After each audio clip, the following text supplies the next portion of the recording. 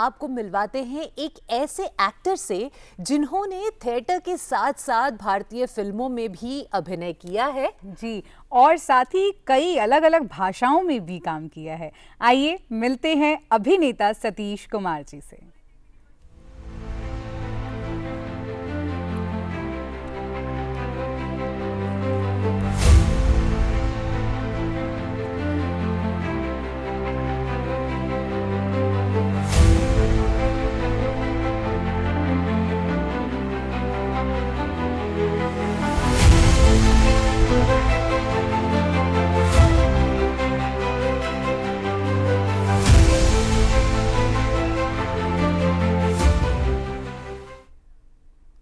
सतीश जी, बहुत बहुत स्वागत है आपका डीडी मॉर्निंग शो में।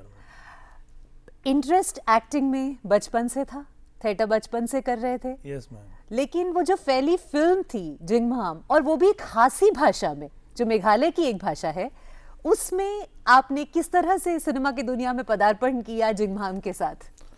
हुआ यूँ मैम कि लिखने का और थिएटर का शौक काफ़ी पहले से। मैं चाइल्डहुड में ही लिखना शुरू किया था, जब हाई स्कूल में था, और ऐसे मैट्रिकुलेशन में ही मैंने एक कहानी लिखी थी निम्मी।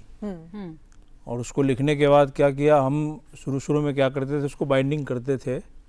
ऐसे ही वो बचपना सा था कि हम लिखते थे और लेटर हेड पे उसको अच्छी तरह लिख के उसके बाद उसको बाइंडिंग करके और पेपर से लेटर सब कटिंग कर करके चिपका के निम्मी बाई सतीश कुमार ऐसे करके बना के रखते थे। वो आज भी मेरे पास पड़ा हुआ है। तो लिखने का शौक था, थिएटर का शौक था। तो लिखने में जब हम मैच्योर्ड हुए तो हमने फिर उसी कहानी को फिर पॉलिश करके हमने उसको दरख्त में प्रकाशित किया।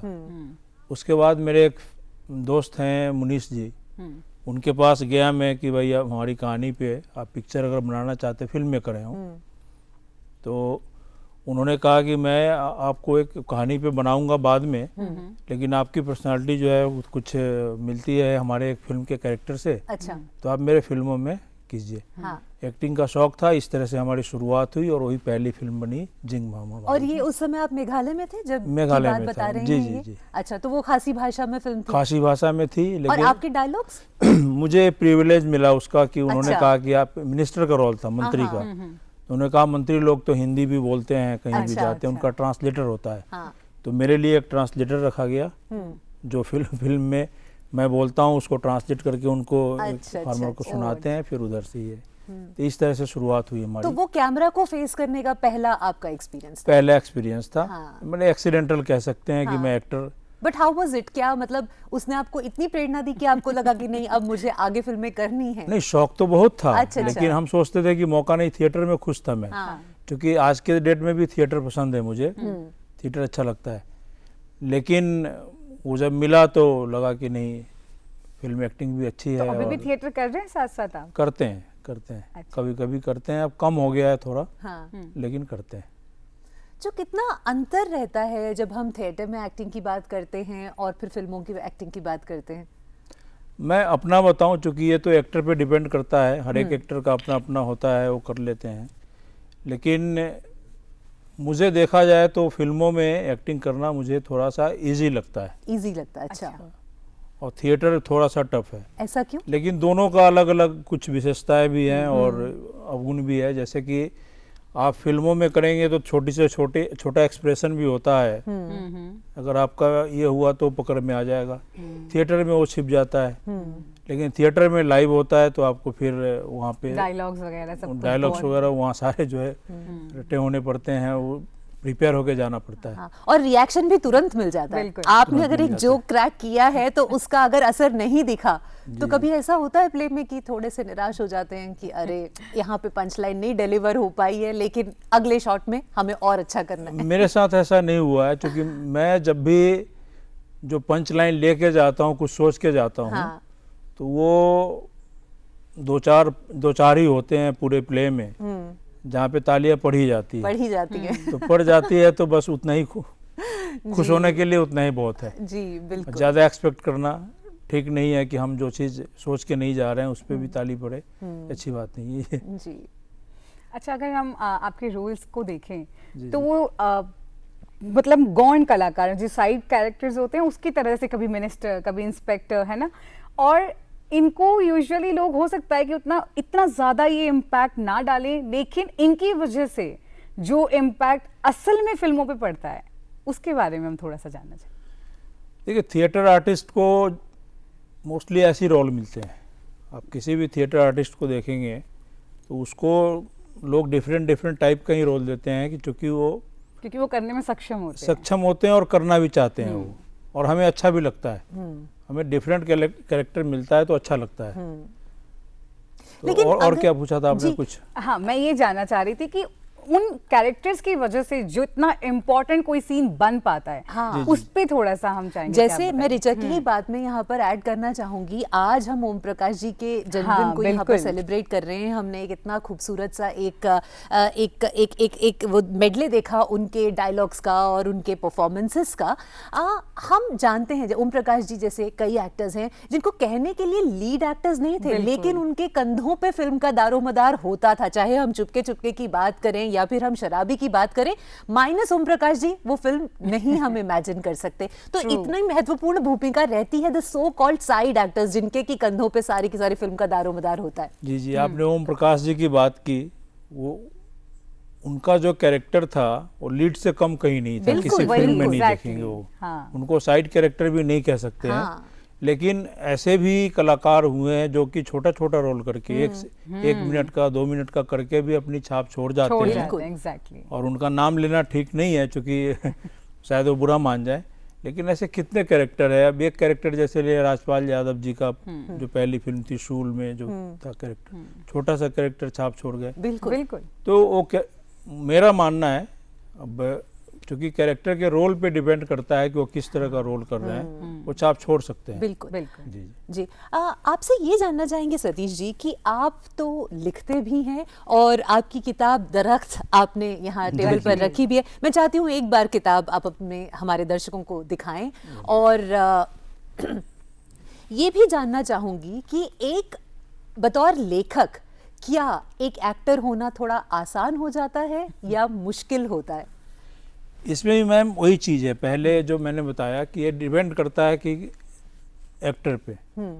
लेकिन अगर मैं अपनी बात करूं, क्योंकि मैं अपनी ही बात करूंगा, तो अपनी बात करूं तो इसमें राइटर होने के नाते मुझे मदद मिलती है। क्यों मिलती है? क्योंकि कैरेक्टर जो है, मैं कैरेक्टर को लिखता हूं तो कई बार मैं उसको इमेजिन करता हूं कि ये कैरेक्टर ऐसा होगा ऐसा होगा। तो इसे मिलते कैरेक्टर जब मुझे रोल करने को, प्ले करने को मिलता है तो अच्छा लगता है कि भाई ये हम सोच पाते हैं थोड़ा बेटर। तो मुझे तो एडवांटेज इसका मिलता है। अब कई ऐसे महान कलाकार हैं जो राइटर नहीं है लेकिन एक्टर बहुत अच्छे हैं, और वो लेकिन उनमें वो समझ है कि कैरेक्टर को समझते हैं, तो थोड़ा सा हेल्प कह सकते हैं। तो इस किताब का नाम भी बहुत इंटरेस्टिंग है, दरख्त।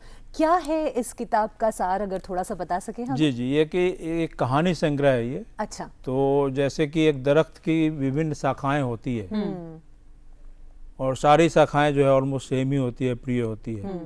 तो वही इसमें 7 कहानियों का संग्रह है ये। अच्छा। और मोस्टली जो है लव स्टोरीज है इसमें। मैं फिक्शन लिखता हूँ ज़्यादा। अच्छा। स्क्रीन प्ले वगैरह भी लिखता हूँ, लेकिन वो उसको पब्लिश नहीं कराया। उस पर जैसे फिल्म बना रहा हूँ मैं, एक प्रिजनर शॉर्ट फिल्म बन चुकी है, और एक जैक मार्स है जो आने वाली है आगे उसमें। तो इस तरह का स्क्रिप्ट भी लिखता हूँ। लेकिन ये जो है ये कहानी संग्रह है। दरख्त का मतलब वही, दरख्त की शाखाएं जो है वो शाखाएं हैं, हमारी कहानियाँ जो है शाखाएं हैं उसके। तो अभी आप मृगया पे भी काम कर रहे हैं, थोड़ा सा इस फिल्म के बारे में बताइए, क्योंकि ये एक ऐसी फिल्म है जैसे हम सुनते हैं तो हमें एक नेशनल अवार्ड विनिंग मूवी की याद आती है। ये मृगया उस मृगया से कैसा अलग है? उस मृगया से अलग तो नहीं कह सकते, लेकिन उसी टाइप की है, क्योंकि ये फॉरेस्ट सेव करने के लिए एक फॉरेस्ट मैन की कहानी है ये। और उसमें मैं उनका फ्रेंड चंपक मुंडा एक कैरेक्टर है। अच्छा। वो निभा रहा हूँ, पंचायत प्रमुख है, जो कि शुरू में तो उनका साथ में होता है, जो लीड कैरेक्टर है उनका फ्रेंड है। बाद में ये पंचायत प्रमुख जैसे और मिल जाता है इधर, उसके अगेंस्ट हो जाता है, फिर वे बाद में फिर उधर। अच्छा, थिएटर हो या फिल्म हो, अभी तक का सबसे बेहद पसंदीदा किरदार जो आपने निभाया, जो आपको बहुत पसंद हो, ऐसा तो कोई मुझे तो सारे पसंद हैं, लेकिन अगर उसमें पूछेंगे सबसे अच्छा, तो सब जो मज़ा आ रहा है करने में तो मृगया है। तुम अच्छा, मिल चंपक गया। मुंडा का। जो अभी हाँ जी। ये कैरेक्टर में लुक भी थोड़ा डिफरेंट है, काफ़ी लोगों ने सराहा है इस लुक को। जो लास्ट मेरा देखा आपने क्लिप में, जो लास्ट में था ना, जो हुक्का पीते हुए, जी जी हाँ, जी। हाँ, अच्छा, वही- वो मृगया का वो मृगया कैरेक्टर का है। सीन है वो। अच्छा, तो कब तक हम इस फिल्म को देख पाएंगे? ये next year most probably. Next year most आने प्रोबेबली। वाली। और अगर हम लेखन की बात करें और अभिनय की बात करें, तो आपका पसंदीदा रोल कौन सा है, लेखक का या अभिनेता का? अभिनेता का नेचुरली, अभिनेता क्योंकि लेखक तो चलो लिख देते हैं, लेकिन आजकल तो लोग किताब भी नहीं पढ़ते हैं, हालत ये हो गई है। और जब आप रोल करते हैं, एक्टर एक कैरेक्टर करता है तो विजिबल होता है, सबके सामने आता है। हाँ। तो उसमें जो है कुछ अप्रिसिएशन भी मिलता है, नो डाउट लोग तारीफ़ करते हैं, कुछ अच्छा लगता है तो काम करने का मज़ा भी आता है। तो यही इतना सा है बस। तो आप बाकी लिखते पसंद- हैं तो निश्चित तौर पर आप बहुत पढ़ते भी होंगे। जी जी। तो आपकी वो फेवरेट आपकी जो एक पुस्तक है जिसने आपको लगता है कि मेरे जीवन पर बहुत प्रभाव डाला है, तो वो कौन सी होगी? वो एक पुस्तक तो नहीं है, सारी हैं, लेकिन मैं प्रेमचंद जी को आदर्श मानता हूँ। मैं प्रेमचंद जी को। जी। जी, उनको मैं फॉलो करता हूँ एक तरह से। हाँ। और बचपन से उनकी किताब पढ़ते हुए, क्योंकि मेरे पिताजी हिंदी से एमए थे, अच्छा। जी।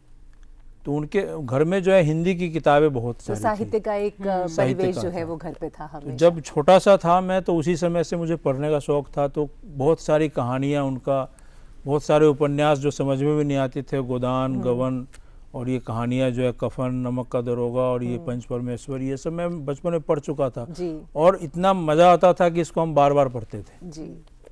तो थैंक वो लेखन का जी प्रभाव जी डाला। बहुत अच्छा लगा आपसे बात करके, और आपके आने वाले सभी जितने फ्यूचर प्रोजेक्ट्स हैं उन सभी के लिए आपको शुभकामनाएं देते हुए एक बार फिर से आपका तहे दिल से धन्यवाद करते हैं कि डीडी मॉर्निंग शो में आप हमारे साथ जुड़े। सतीश जी, बहुत अच्छा लगा। Thank you so much. बहुत धन्यवाद। Thank you so much. नमस्कार।